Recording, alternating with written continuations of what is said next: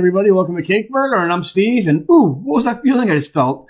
I felt warm and fuzzy. What could it be? You know what? I think it's love. That's right, folks. It's Valentine's Day. Woo! And you know what? To commemorate the holiday, we're going to go over our top 5 favorite relationships in comic books. Because you know what? What else would a grown man who's been married as long as I have with 3 kids do other than make a top 5 list of fictional characters and fictional relationships? So anyway, here we go. Put on your favorite Barry White song and light that aromatherapy candle, and let's just jump right into it with number 5 on our top 5 favorite comic book relationships. Number 5, Wiccan and Hulling. Wiccan and Hulling make the list because they're just the perfect Marvel couple. They represent Marvel, like, you know, versus DC. DC's always been kind of like, you know, the rockabilly of the, you know, more straight edge conservative as far as comic books go. At least at the beginning they were anyway. And Marvel's always been like, the hippie punk rock. The comic book scene, always pushing the envelope and being progressive and liberal and really taking, like, you know, drastic steps in social awareness. And Wiccan and Hulling are just a perfect example of that. They're two young men in a gay relationship. Represent a lot of fans as far as the LGBT community goes. LGBTQ, I think it is. Yeah. Anyway, so yeah, they mean a lot. They're a great representation of progressive Marvel, and they're just a really adorbs couple too. If you read the Young Avengers in Children's Crusade, they're currently in a new storyline.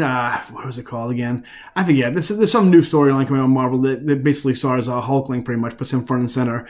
But the other thing that makes them really, typical Marvel characters, as far as a couple goes anyway, is, they're not a boring, like, Stepford wife, Cleaver family. You have, like, Billy Kaplan, who's Wiccan, who's, like, birthed from, like, from mental trauma from his mystical arts mother, Scarlet Witch, from having a nervous breakdown.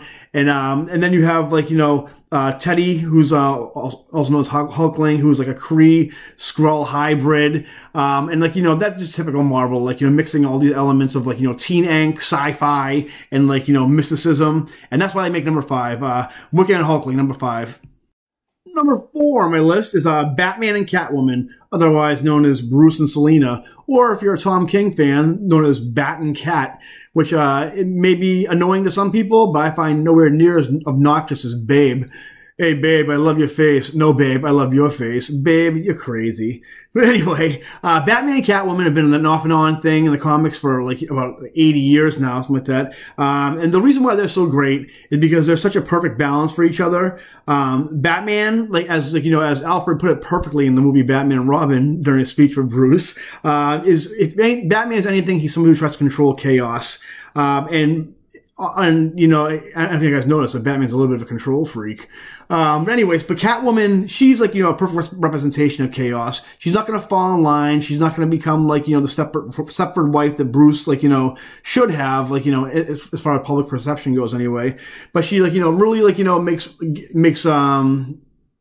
she makes Bruce, like, have a little bit of vulnerability, which otherwise he doesn't really have, because he's very much like somebody who's in control of his emotions, represses a lot of stuff, and Catwoman really kind of, like, lets him embrace that, like, the chaos a little bit in his life, I guess. So in that case, she's a little bit of a neon in a dark palette that is Batman. And in turn also that, like, Bruce also represents the stability that, like, Selina never had. Stability and safety that she never had growing up, like, through her origin and growing up in Gotham City, like, through prostitution and depending on what origin you want to take. But, like, so Batman really represents that for her. And also, like, they're both, like, Selina's a wannabe aristocrat also, who, like, she gets to live that through Bruce Wayne, who both of them, like, can't stand aristocrat, like, lifestyle, but, like, they both, like, kind of lean on as a crutch. So they're really perfect for each other. They're very much the David Beckham and Posh Spice of the DC universe. And Batman and Selina are number 4. Number 3 is going to be Corey Walker and Adam Eve from the Invincible comic. They're such a great couple because, like, just the Invincible comic itself is like you take a half a cup of Superman and, like, a half a cup of SpiderMan and, like, add a dash of Robert Kirkman and put it in a new millennium bowl and you got Invincible. It's just really just a perfect superhero comic, and they really have such a great like, you know, realistic for this day and age relationship also. They came together through their own terms. For a while there was a lot of question of whether they should be together due to the fact that, like, you know, they're just like superheroes, so people expect them to be superheroes, and also because they thought maybe they were just together because alternate future versions of themselves said that they were supposed to be together. So it really took a while for them to realize, like, you know, why they wanted to be together, and if they really loved each other because they felt it in their heart, or just because of the expectation was. And they really got there. And, like, you know, and they were a strong couple. They dealt with a lot of, like, you know, like real world, not real, well, as real world as you can get for a comic like Invincible, which is very unrealistic. But there's a lot of, like, you know, a lot of testing of their relationship and of their love and their commitment through things like teen pregnancy, body image issues, and even in sexual assault, where Corey getting raped, and then having to go back and, like, face, like, you know, deal with that trauma, and you know, and through his relationship with Eve, and making them stronger, they can get through it, which they did, obviously. And they're really just such a great modern couple, and that's why they make number 3 on my list. And number 4 is Lois and Clark, otherwise known as the Superman and the intrepid reporter Lois Lane. Lois and Clark are definitely the power couple of the DC universe, the Will and Jada. And they're so great because they both challenge each other and respect each other, not just as, like, you know, a superhero, but, like, you know, Lois isn't intimidated by Superman at all. She has just as much respect and love for Superman as she does Clark. And she tests Clark the same way she tests Superman. She doesn't see the difference between them at all, really. And, like, you know, Lois has always been, like, Superman's rock, as far, like, emotional rock as far as his humanity goes. And they just test each other, and they're still, like, although they're like, you know, they can kind of seem kind of vanilla to a lot of comic book fans or non-comic book fans, but, you know, they're really, if you read the comics, they're really, like, they keep each other young, they keep each other on their toes. Like, you know, Superman being Superman, Lois obviously can't compete with that, even though she can get, like, you know, look him in the eye and, like, you know, talk to him how she would talk to a normal husband. But, like, you know, she can't compete with that. And Clark, like, with all his powers, can't compete with how great of a reporter she is. So they're both, like, always trying to one-up each other.